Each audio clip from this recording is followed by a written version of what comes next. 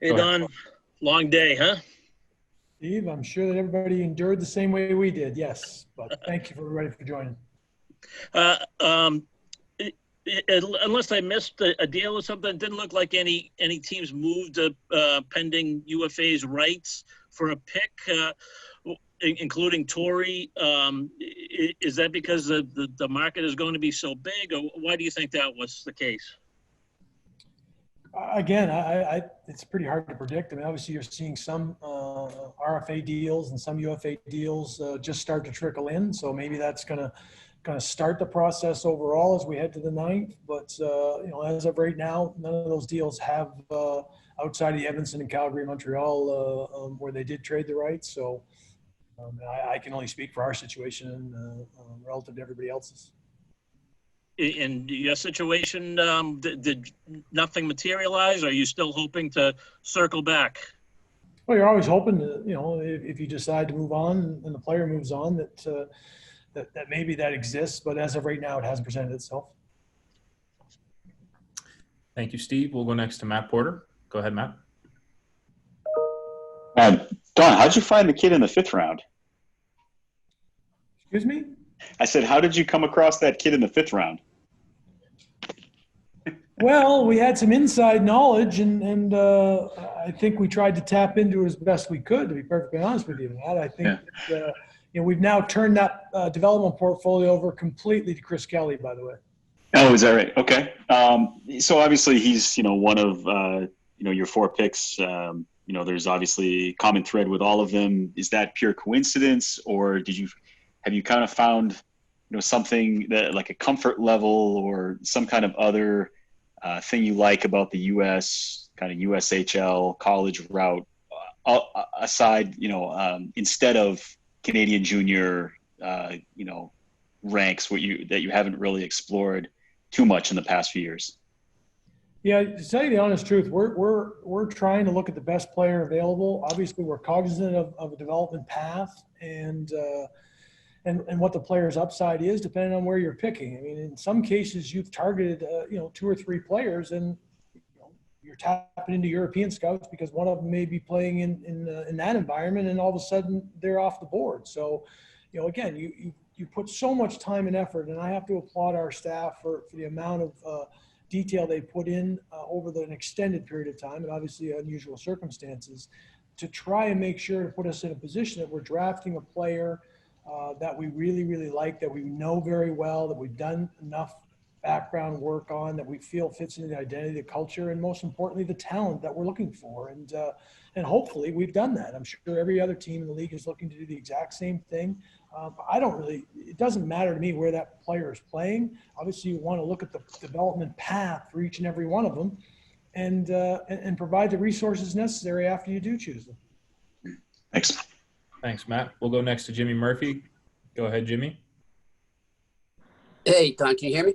I do, Jimmy. Thank you. Okay, good. Just sort of follow up on Matt's question there.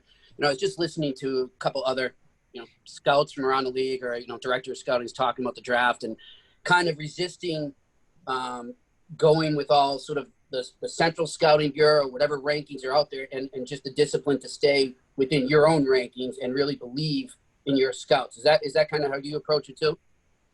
I think they're all, resources. Obviously, central scouting and different groups that put together mock draft lists and do exhaustive, studies on their own behalf. I think they're all resources. And ultimately, we're really in this business. You're paid for your expertise and your opinion. And I think we put together a list. We went over it exhaustively and gone back over in terms of the players that we felt had a chance to be in the spots. Obviously, you're looking to potentially trade up or back in situations. So you have to have a wide list, and you can't just fall in love with one player. It just can't happen. That player can disappear right in the pick in front of you. So you have to be prepared to have a group of players every time your pick comes up and do the work, and that's what we hopefully tried to do. And we looked at a longer term play with some of these players and feel like the development upside, if we provide the resources and if the player is committed to being the player they can become, then we've got a chance to have really good hockey players. Thanks, Jimmy. Just a reminder for media, if you have another question, go ahead and click the raise your hand feature at the bottom of the screen. Fluto Shinzawa, go ahead. Hi, Don. If you look ahead to Friday and perhaps the segment beyond, you look at the financial implications of what's going on, the qualifying offers that are expanding that market, and then you tie that into whatever your needs may be. How do you see this free agency market kind of tie into what you'd like to achieve? Well, Fluto, ultimately we'd like to improve our club. You know, we've tried to look at our roster and we've explored some opportunities over the past 3 weeks, and it hasn't come to fruition that we've changed anybody at this point in time. It may. There's been just a lot of conversations going on about the financial aspects and the landscape and how things are going to look, and some teams have made some moves in that regard, and we're trying to look at it from a wide lens and realistically, knowing that our club, we do have to improve, whether that's through internal growth or obviously through some acquisition, and we're going to explore them. I think that you're seeing a sort of a new non-QO market emerge. You have to assess where those players necessarily fall into it.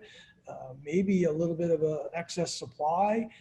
There's just a tremendous amount of goalie talk being out there. So I think the pieces of the puzzle are uncertain, as is when we start and how all those things factor together. We know we have a good hockey club where we're at. We'd like to get better. We'd like to improve.